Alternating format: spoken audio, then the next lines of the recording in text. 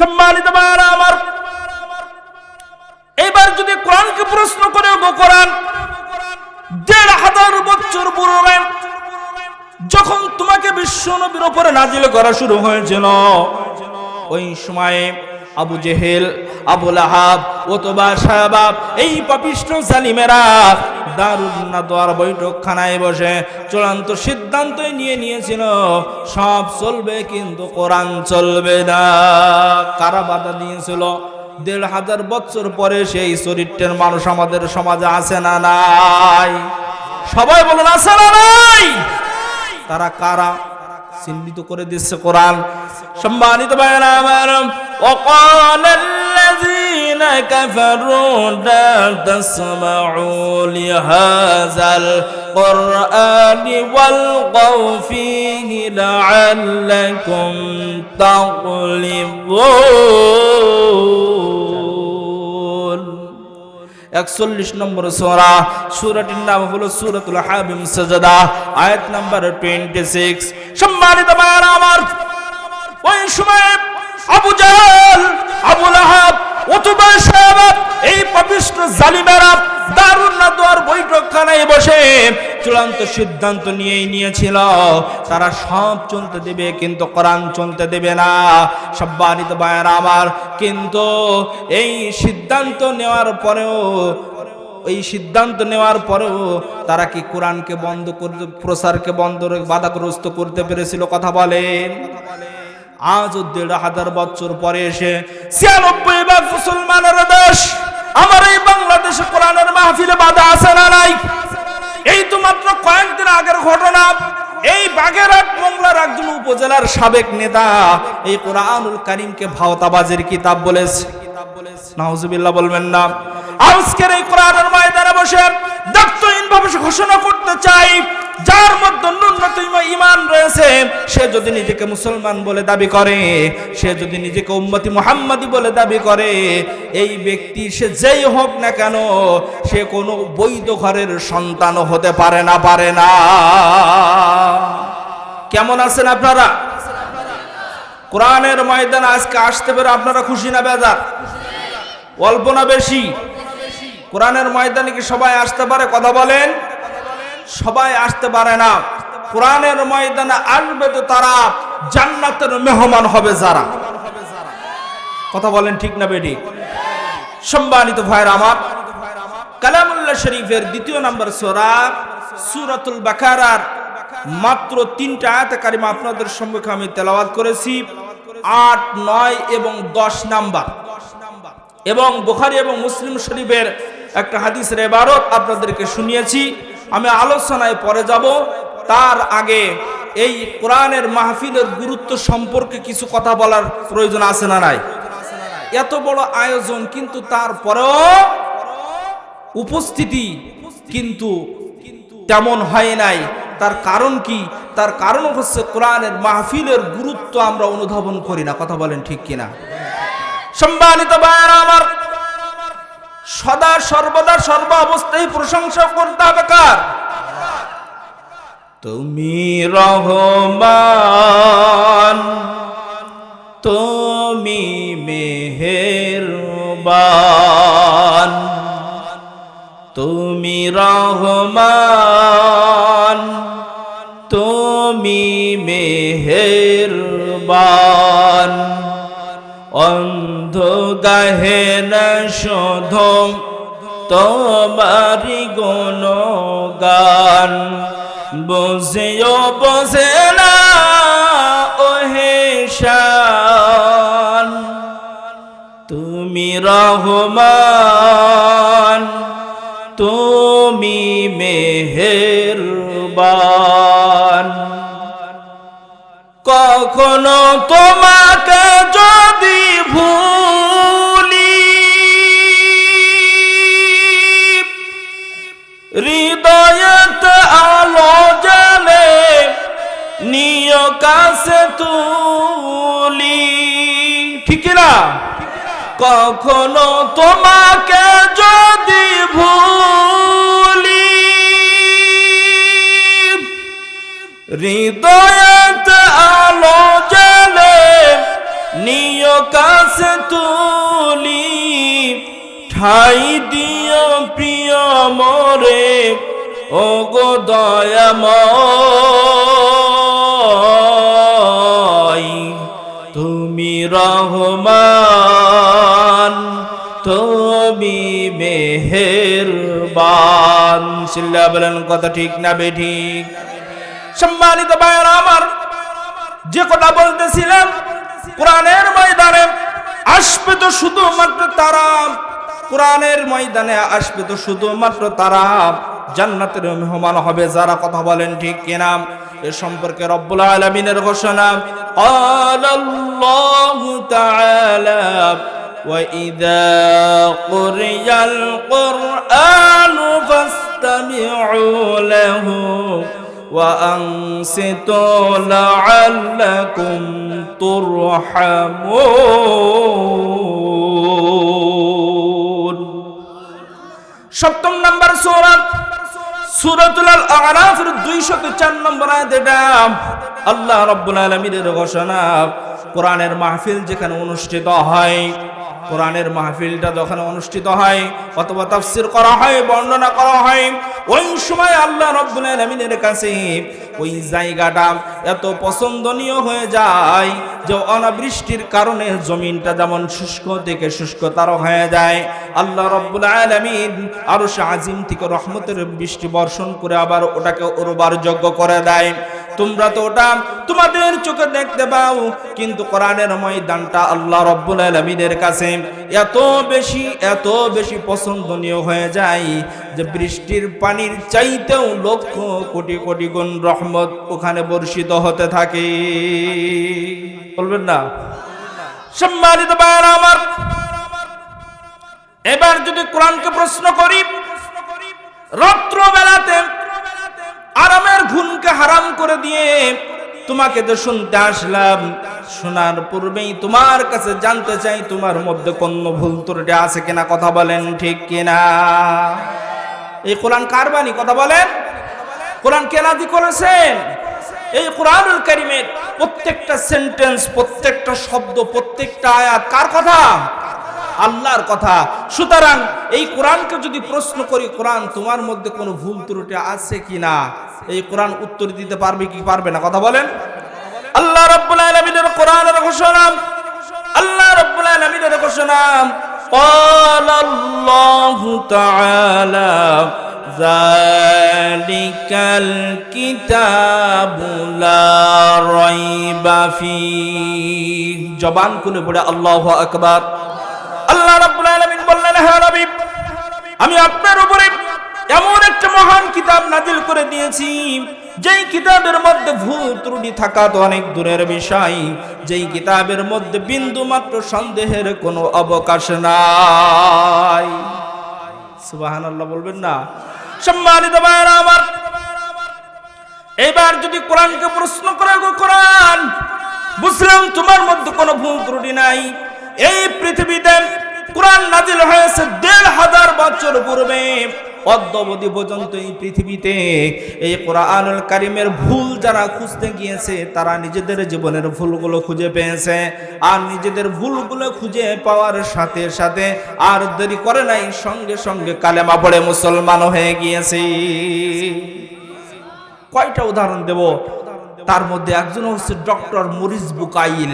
নাম কি বললাম? ডক্টর মরিস বুকাইল, যিনি ফ্রান্সের একজন নামি দামি 18টা ভাষার উপরে যার ডক্টরেট ডিগ্রি ছিল, কোন একটা মুসলমানদের প্রোগ্রামে গিয়ে যখন দেখলো যে ইসলামিক স্কলাররা চ্যালেঞ্জ করেছে মহান রব্বুল আলামিনের এই ঘোষণা অনুপাতে যে কোরআন এমন একটা কিতাব, এই কিতাবের মধ্যে কোনো ভুল ত্রুটি নাই, এই ভদ্রলোক বলল, মুসলমানেরা বলে কি কোরআনের মধ্যে কোনো ভুল নাই?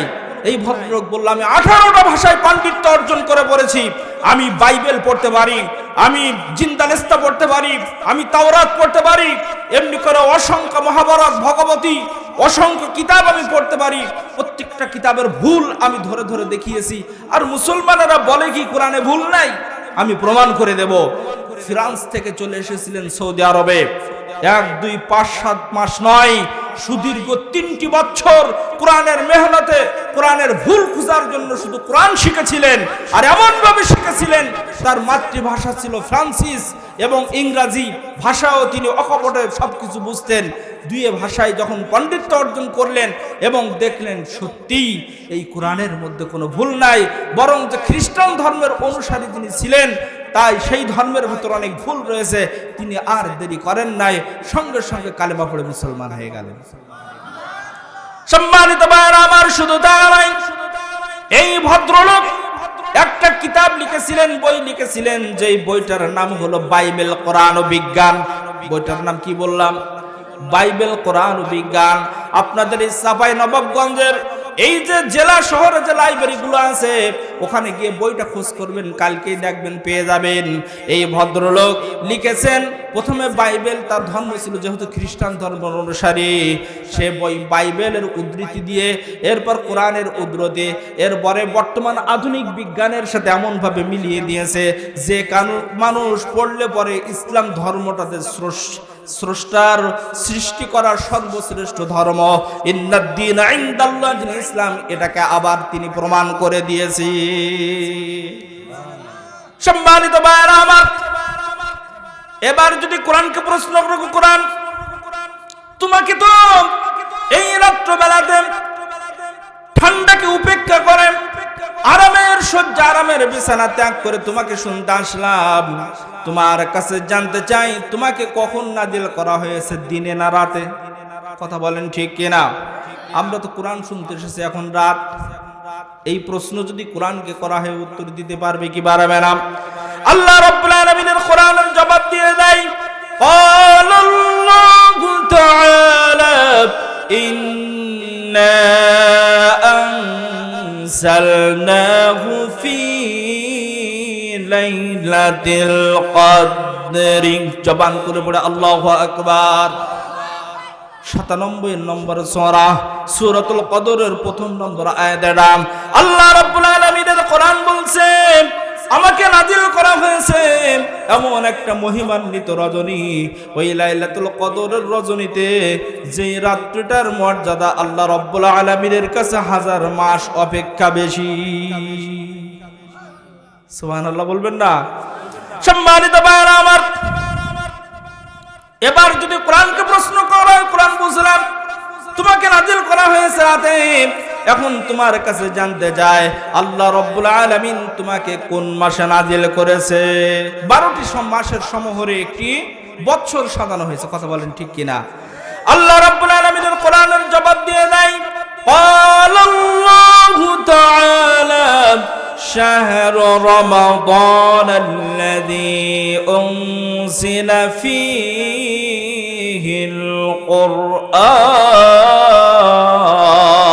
কুরআন। দ্বিতীয় নম্বর সূরা সূরাতুল বাকারার 185 নম্বর আয়াতে আল্লাহ রাব্বুল আলামিনের ঘোষণা, আমি রব্বুল আলামিন বিশ্ব নবীর উপরে এই কোরআনকে নাজিল করেছি পবিত্র মাহে রমজানে। এখন কি মাস চলছে ভাই? শাবান মাস। পরে কি মাস? মাহে রমজান মাস। আল্লাহর নবী বলেছেন শাবান মাস হচ্ছে আমার মাস, আর মাহে রমজান হচ্ছে স্বয়ং মহান রব্বুল আলামিনের মাস। সুবহানাল্লাহ বলবেন না? পবিত্র মাহে রমজানের প্রস্তুতি এখন থেকে আমাদেরকে নিতে হবে। কথা বলেন ঠিক কিনা? সম্মানিত ভাইরা আমার, এই কোরআনকে যদি এবার প্রশ্ন করে, কোরআন আল্লাহ রাব্বুল আলামিন পবিত্র মাহে রমজানে তোমাকে নাজিল করেছে, এটা ঠিক আছে, কিন্তু বিশ্ব নবীর উপরে নাজিল করার পূর্বে তোমার বাসস্থান কোথায় ছিল? কথা বলেন ঠিক কিনা? আল্লাহ রাব্বুল আলামিনের কোরআনের জবাব দিয়ে দেয়, আল্লাহু তাআলা বাল হুয়া কুরআনুম মাজিদুন ফি লাওহিম মাহফুজ।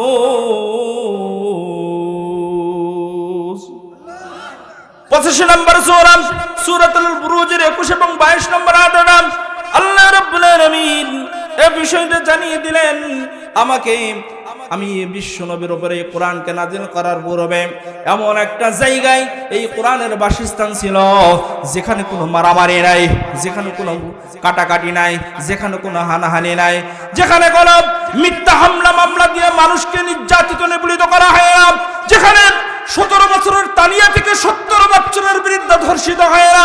এই পৃথিবী থেকে হাজার হাজার নয় লক্ষ কোটি কোটি মিটার দূরে এমন একটা জায়গায় আমার বাসস্থান ছিল।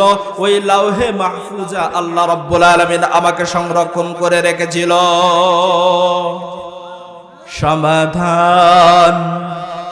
সমাধান যদি চাও জীবনে মরণে, খুঁজে নাও দেখে নাও চোখ রাখো কোরআনে। সিল্লা বলেন কথা ঠিক কিনা? সমাধান চাও যদি জীবনে মরণে, খুঁজে নাও দেখে নাও চোখ রাখো কোরআনে। তবেই পাবেন সুখ শান্তির ঠিকানা, তবেই পাবেন সুখ শান্তির ঠিকানা। মেনে যদি নাও তুমি মনে প্রাণে, সমাধান চাও যদি জীবনে মরণে, খুঁজে নাও দেখে নাও চোখ রাখো কোরআনে। সিল্লা বলেন কথা ঠিক না বেঠিক? সম্মানিত ভাইরা আমার, এবার যদি কোরআনকে প্রশ্ন করা, গো কোরআন বুঝলাম তোমাকে নাজিল করা হয়েছে, তোমাকে নাজিল করার পূর্বে লাউহে মাহফুজের মধ্যে তোমাকে সংরক্ষণ করে রাখা হয়েছিল। এখন তোমার কাছে জানতে চাই, এই ধরাধামে বিশ্ব নবীর উপরে তোমাকে কেন নাজিল করা হলো? এই প্রশ্ন যদি কোরআনকে করা হয়, কোরআন উত্তর দিতে পারবে কি পারবে না? আর জোরে বলুন, পারবে কি পারবে না? আল্লাহ রাব্বুল আলামিনের ঘোষণা, আল্লাহু তাআলা كتاب أنزلناه إليك لتخرج الناس من الظلمات إلى النور। 14 নম্বর সূরাতুল ইব্রাহিমের 1 নম্বর আয়াতে আল্লাহ রাব্বুল আলামিনের কোরআন বলছেন, আমাকে নাজিল করার পূর্বে তামাম পৃথিবীর মানুষগুলো অন্ধকার গহ্বরের মধ্যে নিমজ্জিত ছিল। এই অন্ধকার বলতে রাতের অন্ধকারকে বোঝানো হয়নি, এই অন্ধকার বলতে পানির নিচে অন্ধকারকে বোঝানো হয়নি, এই অন্ধকার বলতে তামাম পৃথিবীর মানুষগুলো আসমানি গ্রন্থগুলো থেকে মুখ ফিরিয়ে নেওয়ার কারণে যে অন্ধকার গহ্বরে নিমজ্জিত হয়েছিল, এই অন্ধকার গহ্বরে নিমজ্জিত মানুষগুলোকে আলোর পথ দেখিয়ে হাত ধরে ধরে জান্নাতে নিয়ে যাবার জন্য কোরআনকে নাজিল করা হয়েছে। ঈমানের পথে অবিচল থেকে আমার মরণ যেন হয়, ঈমানের পথে অবিচল থেকে আমার মরণ যেন হয়।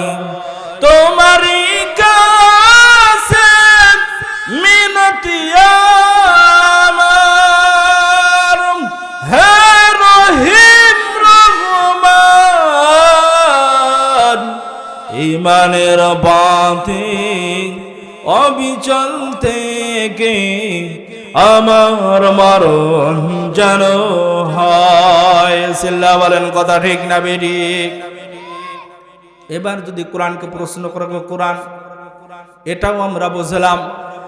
এখন একটা বিষয় ক্লিয়ারলি তোমার কাছে জানতে চাই, গো কোরআন, রাত্র বেলাতে আরামের ঘুমকে হারাম করে দিয়ে তোমাকে যে শোনার জন্য আমরা আসলাম, তোমার কাছে জানতে চাই বিষয়টা আমাদেরকে ক্লিয়ার করো। তুমি কাদেরকে জান্নাতে নেবে আলোর পথ দেখিয়ে? আমরা যারা কোরআন শুনতে এসেছি আমাদেরকে নিবে, নাকি যারা আসে নাই তাদেরকে নিবে? এই বিষয়টা আমাদেরকে একটু ক্লিয়ার করো, কথা বলেন ঠিক কিনা? আল্লাহ রাব্বুল আলামিনের কোরআন এর জবাব দিয়ে দেয়, ক্বালাল্লাহু তাআলা হুদাল লিল মুত্তাকিন।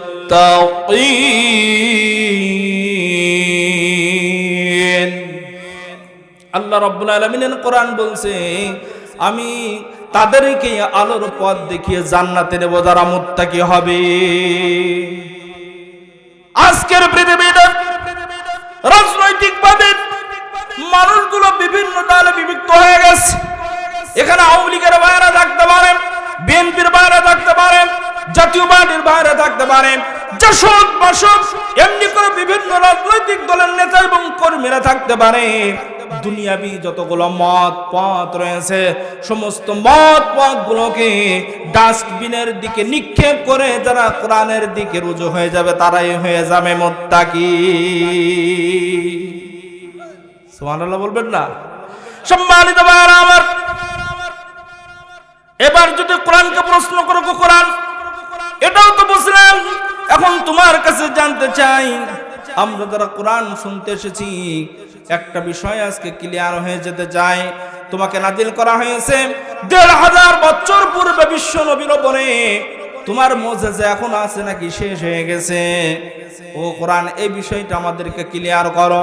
এই পৃথিবীতে অসংখ্য নবী এবং রাসূল এসেছেন, নবী এবং রাসূলের ইন্তেকাল হয়ে গেছে, তাদের মুজিজাও পৃথিবী থেকে বিদায় নিয়েছে, কিন্তু আমার আপনার নবীর উপরে ১, ২, ৫, ৭ বছরে নয়, সুদীর্ঘ ২৩ বছর ধরে অল্প অল্প করে মানব জীবনের জন্মের পর থেকে মৃত্যুর পূর্ব পর্যন্ত সমস্যার সমাধান দিয়ে যে কোরআন নাজিল করা হয়েছে, কোরআনের মুজিজা আজও আছে না নাই? এবার জীবনের সাথে একটু মিলিয়ে নেন। ইন্নামাল মুমিনুনা আল্লাযীনা ইযা যুকিরাল্লাহু ওয়াজিলাত কুলুবুহুম ওয়া ইযা তুলিয়াত আলাইহিম আয়াতুহু যাদাতুহুম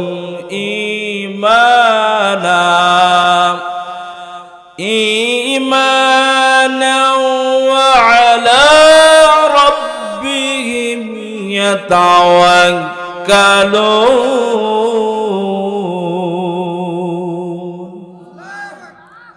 আর জোরে বলে আল্লাহু আকবার।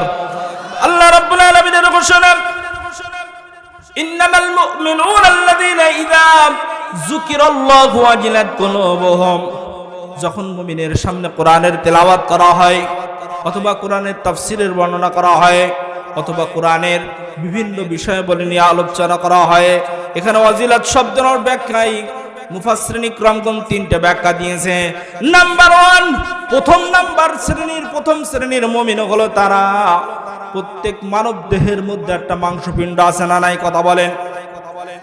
যেই মাংসপিণ্ডটা কলব নামে পরিচিত, কথা বলেন ঠিক কিনা?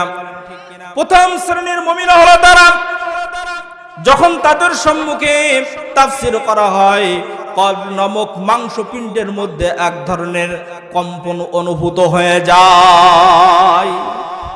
দ্বিতীয় শ্রেণীর মুমিন হলো তারা, কোরআন যখন তাদের সামনে বর্ণনা করা হয়, ওই সময়ে তাদের শরীরে যে লোম রয়েছে, পশম রয়েছে, লোমগুলো দাঁড়িয়ে যায়। সুবহানাল্লাহ বলবেন না? তৃতীয় শ্রেণীর মুমিন হলো তারা, কোরআন যখন তারা মনোযোগ সহকারে শুনবে, ওই সময়ে দুনিয়াবি যত বিষয়াবলী রয়েছে সমস্ত বিষয়াবলীগুলো মাথা থেকে ডিলিট হয়ে গিয়ে ওই কোরআনের বাণীটাই তাদের কাছে সবচেয়ে মধুর লাগবে। সম্মানিত ভাইরা আমার, ওয়াইযা তুলিয়াত আলাইহিম আয়াতুহু যাদাতুহুম ঈমানা। ঈমানের জাহালাত নিয়ে সে কোরআনের ময়দানে বসেছিল। কিছুটা সময় কোরআনের ময়দানে অবস্থান করার কারণে তার ঈমানের হালাতটা পূর্বের থেকে আরো বহু গুণে বাড়িয়ে দেওয়া হয়েছে। যাদাতুহুম ঈমানা ওয়া আলা রাব্বিহিম ইয়াতাওয়াক্কালুন।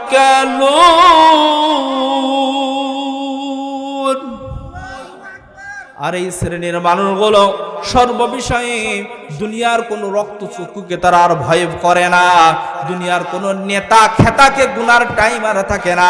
ওই সময় একমাত্র ভরসা করে মহান রব্বুল আলামিনের উপরে। কথা বলেন ঠিক না বেঠিক? সম্মানিত ভাইরা আমার, এবার আসুন কোরআনকে যদি এইবার প্রশ্ন করে, গো কোরআন, আমরা যারা কোরআন শুনতে এসেছে আমাদের মধ্যে কোনো মুনাফিক আছে কিনা একটু চিহ্নিত করে দাও। ভাইরা আমার, এখন কিন্তু কোরআনের মুজিজা বলা হচ্ছে, বাস্তব জীবনের সাথে মিলিয়ে নেন। এটা আমার কথা না, কার কথা? কথা বলেন। আল্লাহ রাব্বুল আলামিনের ঘোষণা, ওয়াইযা কিলা লাহুম তাআলাউ ইলা মা আনজালাল্লাহু ওয়া ইলার রাসূল وإلى الرسول رأيت المنافقين يصدون عنك صدودا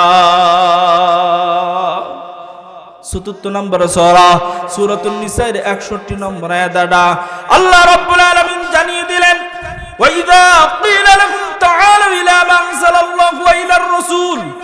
হে নবী, আপনি দেখতে পাবেন আপনার উম্মতদের মধ্যে, আপনার উম্মতের সম্মুখে যখন কোরআনের বর্ণনা করা হবে, ওই সময় এমন এক শ্রেণীর মানুষ রয়েছে, তাদেরকে যখন আহ্বান করা হবে, তোমরা ফিরে এসো আল্লাহর দিকে, তোমরা ফিরে এসো তোমাদের নবীর আদর্শের দিকে। রাআইতাল মুনাফিকিনা ইয়াসুদ্দুনা কাসুদুদা। হে নবী, আপনি দেখতে পাবেন ওই কোরআনের ময়দান থেকে এমন এক শ্রেণীর মানুষ রয়েছে, যারা প্রস্রাব পায়খানার অজুহাত দেখিয়ে অথবা অন্য কোনো সমস্যার কথা বলে আস্তে করে কোরআনের ময়দান থেকে চোরের মতো পালিয়ে বাজারের দিকে চলে যায়। এই শ্রেণীর মানুষ আমাদের সমাজে আছে না নাই? কথা বলেন না কেন, আছে না নাই? সম্মানিত ভাইরা আমার,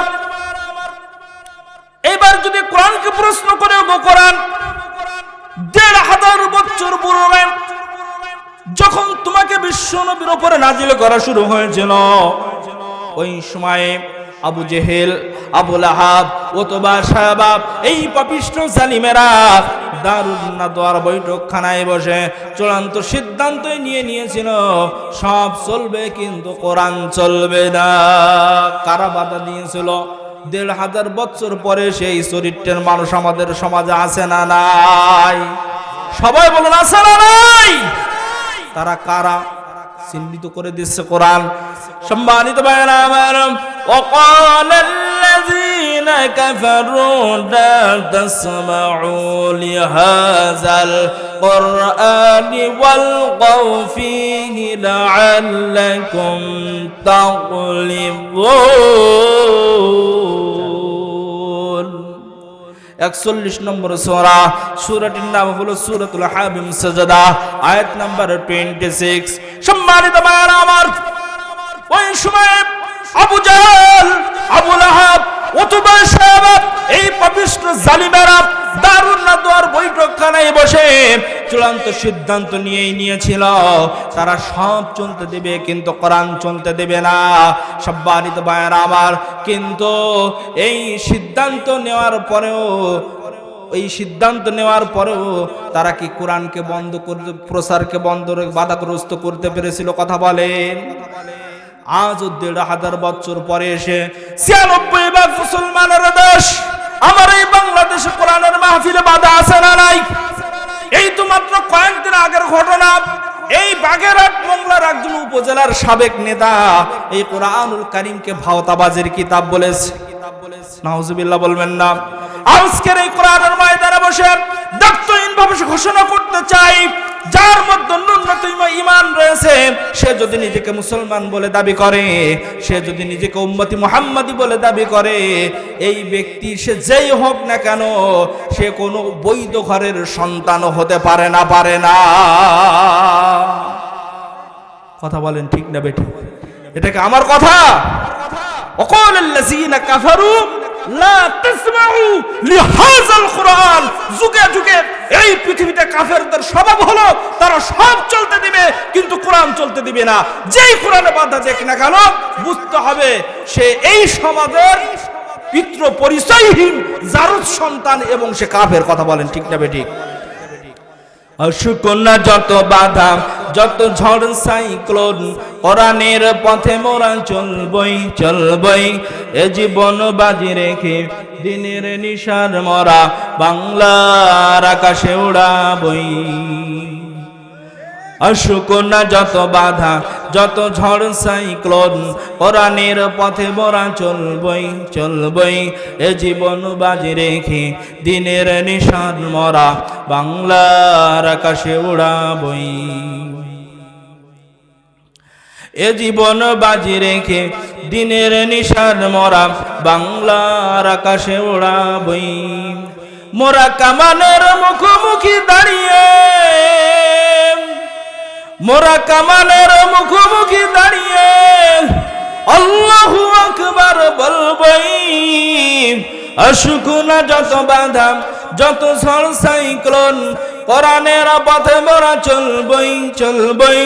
এ জীবন বাজি রেখে দিনের নিশান মোরা বাংলার আকাশে ওড়াবই।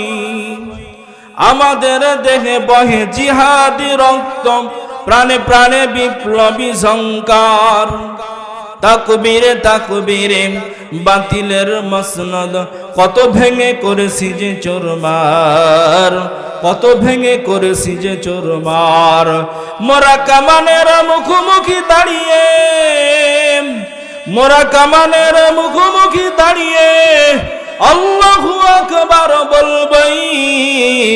আসুক না যত বাধা, যত ঝড় সাইক্লোন, কোরআনের পথে মোরা চলবই চলবই। এ জীবন বাজি রেখে দিনের নিশান মোরা বাংলার আকাশে ওড়াবই। সিল্লা বলেন কথা ঠিক না বেঠিক? আপনারা কি কষ্ট পাচ্ছেন? আমি কিন্তু আলোচনা এখনো শুরু করিনি। যে আয়াত আপনাদের সম্মুখে তেলাওয়াত করেছি সে আলোচনা এখনো যায়নি। শুধু কোরআনের মাহফিলের গুরুত্ব এবং তার মর্যাদা সম্পর্কে কিছু কথা বলছে। আপনারা কি কষ্ট পড়ছেন? আলোচনা কি চলবে নাকি শেষ করে দেব? সম্মানিত ভাইয়েরা আমার,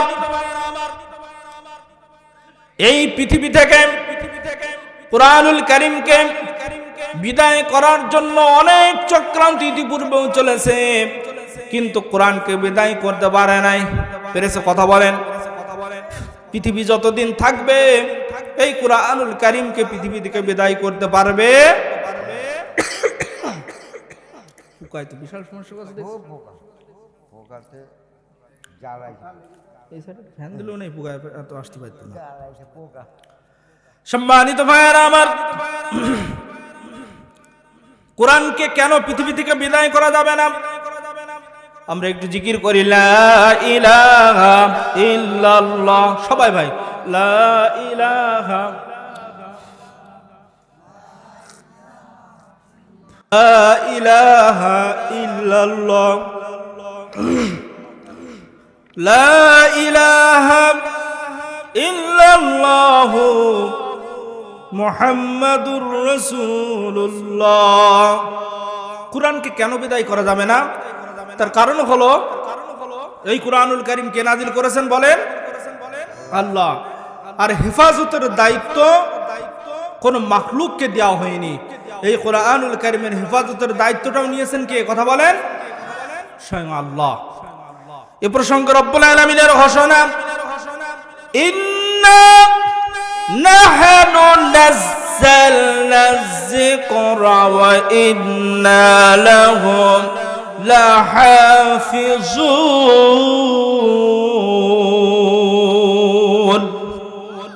15 নম্বর সূরা সূরাতুল আল হিজর 9 নম্বর আয়াত। এটা আল্লাহ রাব্বুল আলামিনের ঘোষণা, নিশ্চয় আমি কোরআন নাযিল করেছি আর এই কোরআনুল কারীমের হেফাজতের দায়িত্ব আমি রব্বুল আলামিন আমার কুদরতে হাত গ্রহণ করে নিয়েছে। সম্মানিত ভাইয়েরা আমার, এবার যদি কোরআনকে প্রশ্ন করা গো কোরআনে, তাহলে কারা বাধা দেয় তাদের চরিত্রটা আমাদেরকে আর একটু খুলে বলো। আল্লাহ রাব্বুল আলামিনের ঘোষণা, আল্লাহু তাআলা মান্না'ইল লিল খায়রি মু'তাদিন আথীম উতুল্লিম বা'দা যালিকা জানিম।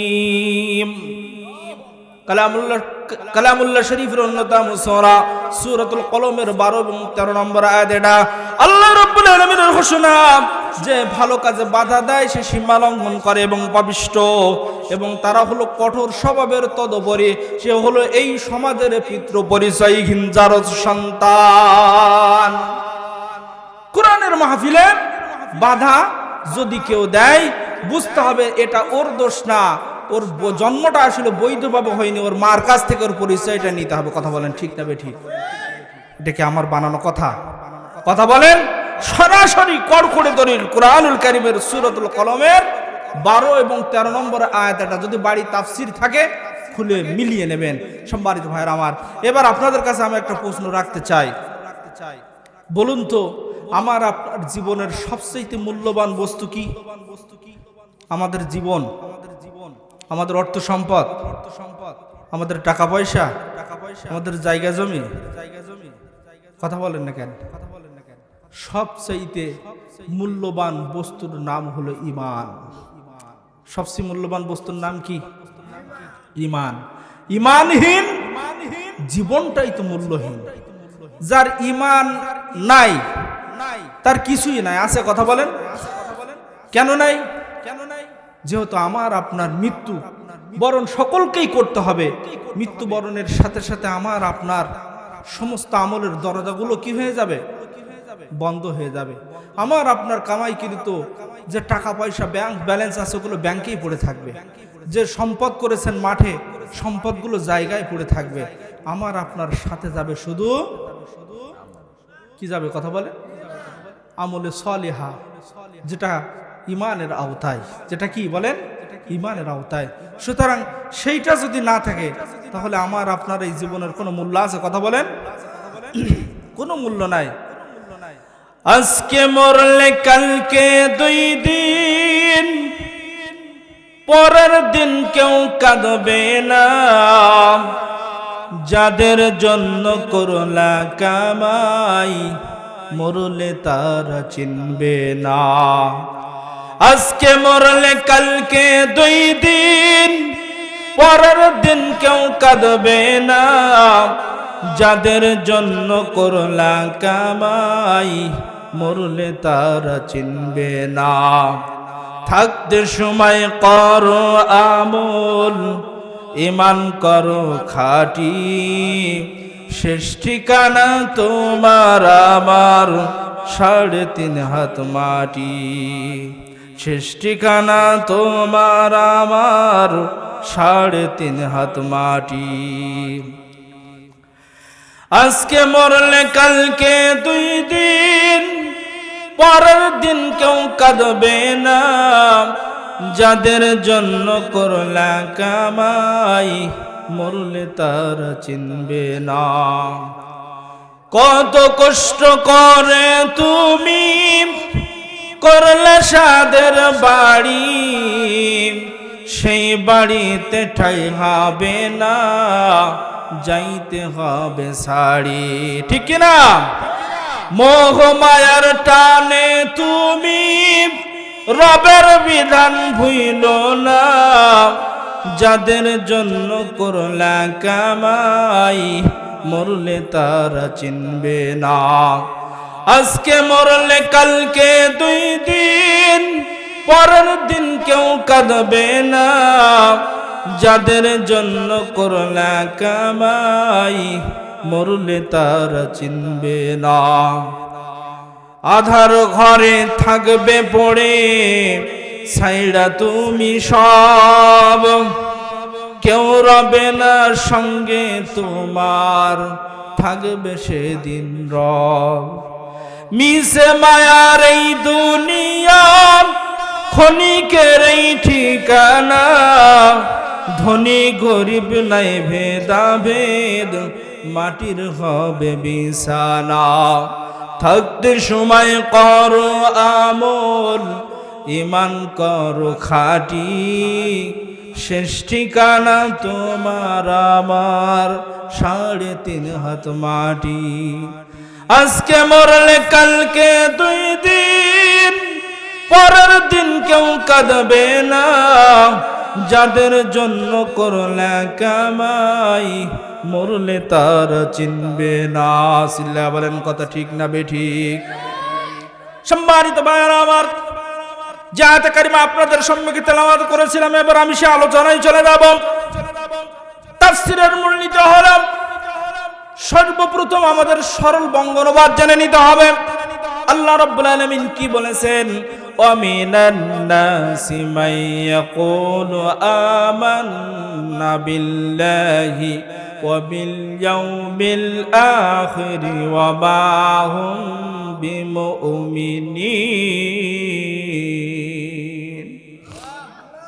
মানুষের মধ্যে এমন কিছু লোক রয়েছে যারা বলে আমান্না বিল্লাহ, আমরা ঈমান এনেছি আল্লাহর উপরে। ঈমান এনেছি কার উপরে?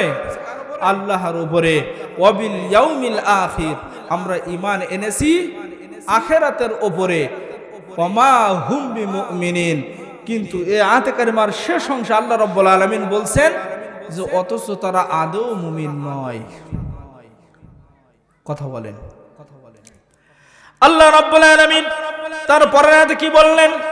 ইউখাদিউনাল্লাহা ওয়াল্লাযীনা আমানু ওয়া মা ইয়াখদাউনা ইল্লা আনফুসাহুম ওয়া মা ইয়াশউরুন। এই শ্রেণীর মানুষগুলো যে মহান স্রষ্টা সেই রবকে তারা ধোঁকা দিতে চায়। ওয়াল্লাযীনা আমানু, এমনকি তারা ঈমানদারদেরকেও ধোঁকা দিতে চায়। ওয়া মা ইয়াখদাউনা ইল্লা আনফুসাহুম, কিন্তু তারা বাস্তবিক পক্ষে আল্লাহ বা ঈমানদারদেরকেও ধোঁকা দিতে পারে না, কিন্তু তারা বাস্তবিক পক্ষে অনুধাবন করে দেখে না। ফি কুলুবিহিম মারাদুন ফাসাদাহুমুল্লাহু মারাদা, তাদের অন্তঃকরণগুলো হয়ে গেছে ব্যাধিগ্রস্ত। ফাসাদাহুমুল্লাহু মারাদা, আল্লাহ রাব্বুল আলামিন বলছেন আমি তাদের ব্যাধিকে আরো বাড়িয়ে দিয়েছি তাদের মিথ্যাচার এবং কপটতার কারণে। ওয়ালাহুম আযাবুন আলীমুম বিমা কানু ইয়াকযিবুন, তাদের জন্য প্রস্তুত করে রাখা হয়েছে অত্যন্ত যন্ত্রণাদায়ক শাস্তি। সম্মানিত ভাইরা আমার, সরল বঙ্গ অনুবাদ জানলাম। এখন এই আয়াতগুলো কোন প্রেক্ষাপটে নাজিল হয়েছে তার শানে নুজুল জানতে হবে। কথা বলেন ঠিক কিনা?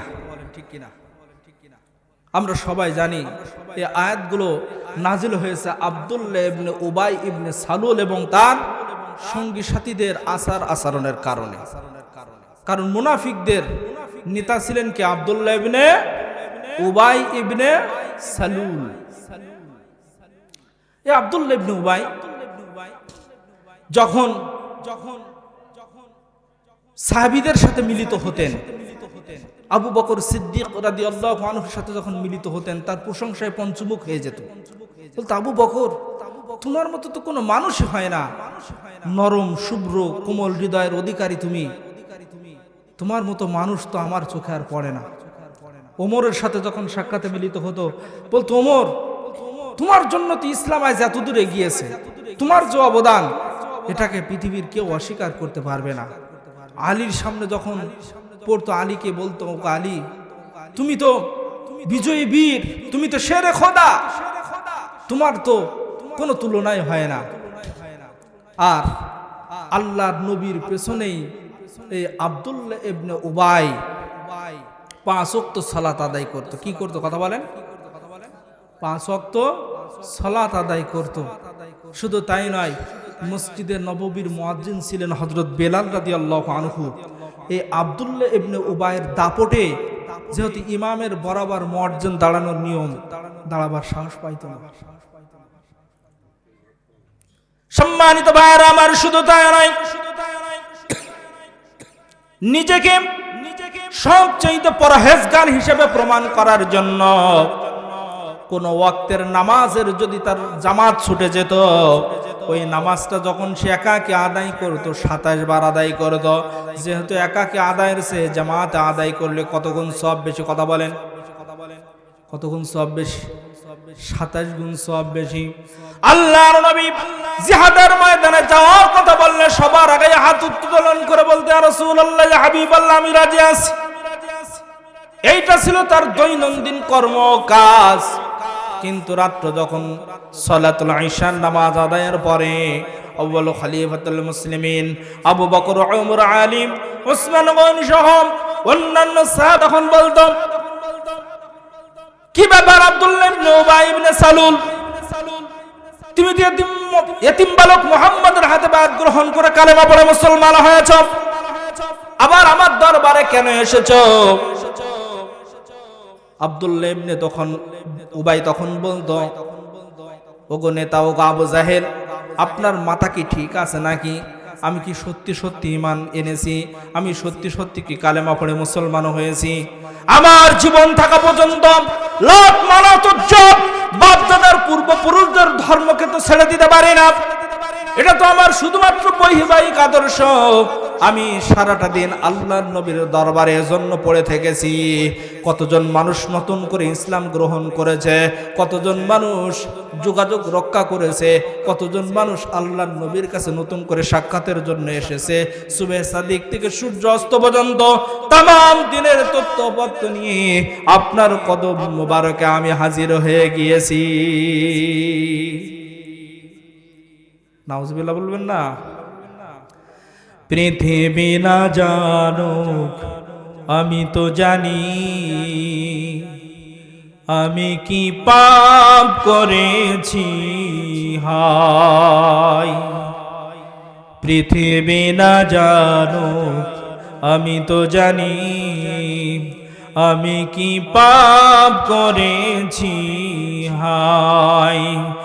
আমার পাপের করলে বিচার, আমার পাপের করলে বিচার, আমার উপায় নাই আমার, দয়াময় প্রভু মাফ করো আমায়। সিল্লা বলেন কথা ঠিক না বেঠিক? চক্রান্ত করেছিল আল্লাহর নবীর বিরুদ্ধে, চক্রান্ত করেছিল ইসলামের বিরুদ্ধে, চক্রান্ত করেছিল কুরআনুল কারীমের আয়াতের বিরুদ্ধে। আল্লাহ রাব্বুল আলামিন এটাকে বরদাস্ত করে নাই। ওয়া মাকারু ওয়া মাকারাল্লাহু ওয়াল্লাহু খায়রুল মাকিরিন।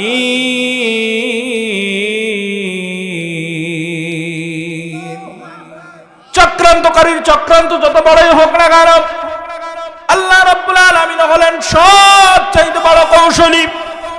আল্লাহ রাব্বুল আলামিন এই আয়াত কারিমা নাযিল করে জানিয়ে দিলেন, ওগো নবী, ওয়া মিনান নাসি মান ইয়াকুলু আমান্না বিল্লাহ, মানুষের মধ্যে এমন কিছু লোক দেখবেন, ব্যক্তিবর্গকে দেখবেন, যারা বলে আমরা ঈমান এনেছি আল্লাহর উপরে, ওয়া বিল ইয়াউমিল আখির, তারা এও বলে আমরা ঈমান এনেছি আখিরাতের উপরে। কিন্তু আমি রব্বুল আলামিন ঘোষণা দিতেছি, ওমা হুম বিমুমিনিন, তারা যতই বলুক না কেন আমরা ঈমান এনেছি, আমরা এই কথাটা আপনি বিশ্বাস করবেন না। আমি রব্বুল আলামিন ঘোষণায় দিয়ে দিলাম তারা আদৌ মুমিন নয়। আয়াত নাযিল হয়েছে ১৩,০০০ বছর আগে। বর্তমান তাফসীরের সাথে মিলালে কয়েকটা তাফসীর আমি দেখে হতবাক হয়ে গেলাম। বর্তমান মানুষের চরিত্রের সাথে এই চরিত্রটা কত মিল। নিজেকে মুসলমান বলে দাবি করে, নামাজের সাথে কোনো সম্পর্ক নেই, আছে না নাই? নিজেকে মুসলমান বলে দাবি করে, কথা যখন বলে ৯০% মিথ্যা কথা বলে, আছে না নাই? নিজেকে মুসলমান বলে দাবি করে, মসজিদের মিনার থেকে মুয়াজ্জিন যখন নামাজের আহ্বান করে, কিরাম বোর্ডের আড্ডা ছেড়ে দিতে পারে না, গানের আড্ডা ছেড়ে দিতে পারে না, চায়ের দোকানের গল্প ছেড়ে নামাজের দিকে যেতে পারে না, আছে না নাই? নিজেকে মুসলমান বলে দাবি করে, মাঠে যখন যাই অপরের জমির আইল কেটে নিজের মধ্যে ভাগিয়ে নেয়। এই চরিত্রের মানুষ আমাদের সমাজে আছে না নাই? নিজেকে মুসলমান বলে দাবি করে, নিজের ওরসদের কন্যা সন্তানদের সম্পদগুলো ফাঁকি দিয়ে পুত্র সন্তানদের নামে লিখে দিয়ে হজ করে এসে বলে মা তোর জন্য দোয়া করে দিলাম। এমন হাজি নামক পাজি আমাদের সমাজে আছে না নাই? নিজেকে মুসলমান বলে দাবি করে, কোন গরিব এতিম মিসকিনদের সাথে সদ্য ব্যবহার করে না, এমন মানুষ আমাদের সমাজে আছে না নাই? ক্বালু লাম নাকু মিনাল মুসাল্লিনা ওয়া লাম নাকু নুতঈমুল মিসকিন। দুইটা কারণে অধিকাংশ মানুষ জাহান্নামে হবে। প্রথম নাম্বার কারণ হলো নামাজ না পড়া, ফরজ নামাজ ছেড়ে দেওয়া। দ্বিতীয় নাম্বার কারণ হলো ইয়েতিম মিসকিন অসহায় মানুষদের যখন তারা সাহায্যের জন্য আসে মন খারাপ করে, দুর্ব্যবহার করে তাড়িয়ে দেয়। এই চরিত্রের মানুষ আমাদের সমাজে আছে না নাই?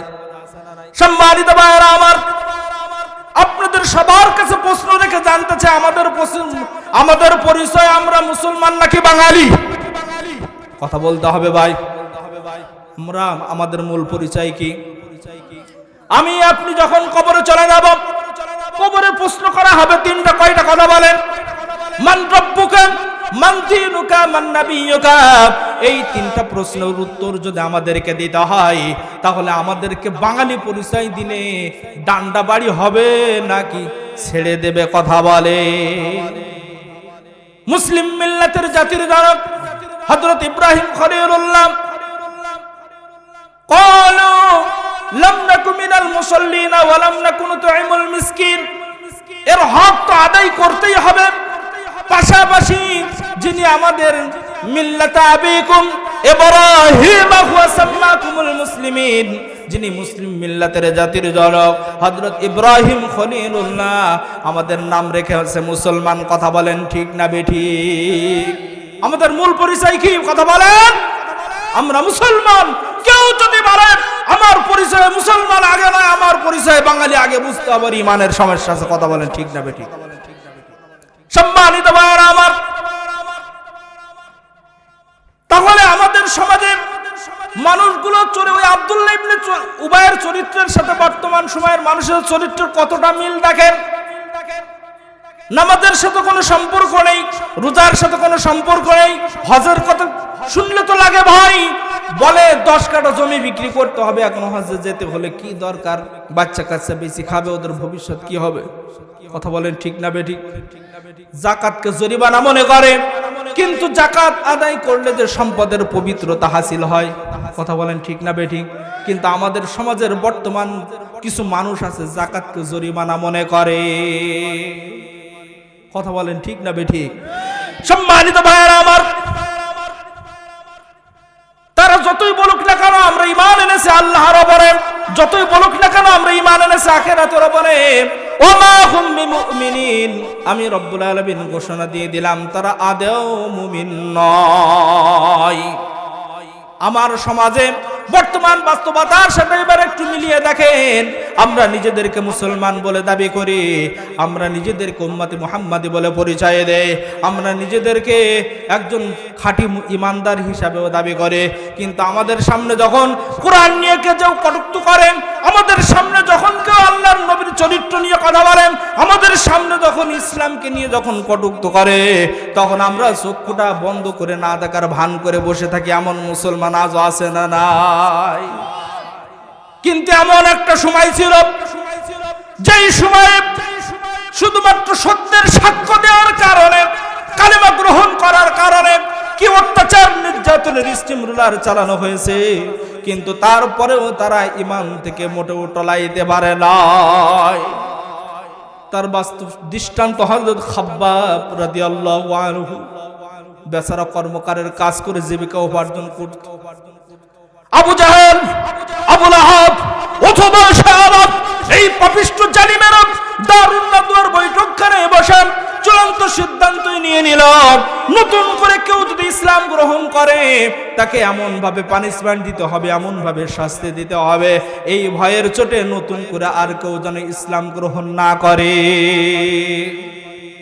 কথা বলেন ঠিক না বেঠিক? হযরত খাব্বাব রাদিয়াল্লাহু আনহুকে এই পাপিষ্ঠ জালিমেরা চতুর্দিক দিকে ঘেরাও করে ফেলল।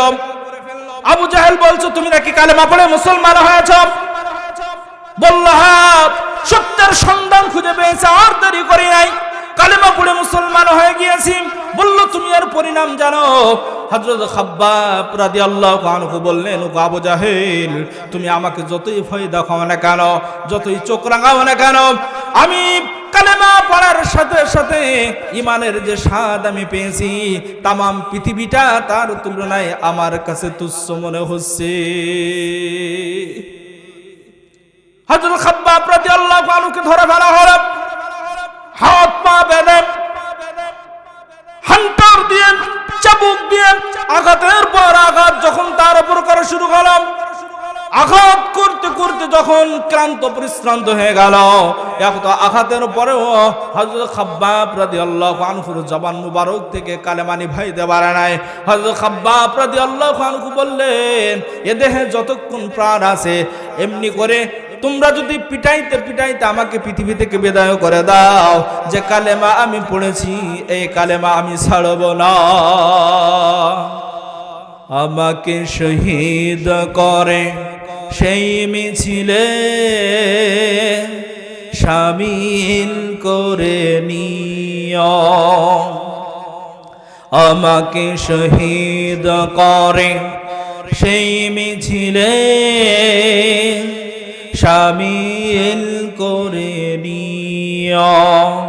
যেই মিছিলের নেতা আমির হামজা, খোবায়েব খাব্বাব, আল্লাহর ছিল যারা অতি প্রিয় শামিল করে নিও। আমাকে শহীদ করে সেই মিছিলে শামিল করে নিও। যেই মিছিলের নেতা আমির হামজা, খোবায়েব খাব্বাব, আল্লাহর ছিল যারা অতি প্রিয় শামিল করে নিও। সিল্লা বলেন কথা ঠিক না বেঠিক? হযরত খাব্বাব রাদিয়াল্লাহু আনহুর এই কথা শুনে আবু জাহেল নির্দেশ করে যখন নিজ নিজ গৃহে ফিরে যাইত, আব্দুল্লাহ ইবনে উবাই সোজা নিজের বাড়িতে ফিরে না গিয়ে সোজা চলে যাইত আবু জেহেলের বাড়িতে। কোথায় যাইতো? আবু জেহেলের বাড়িতে।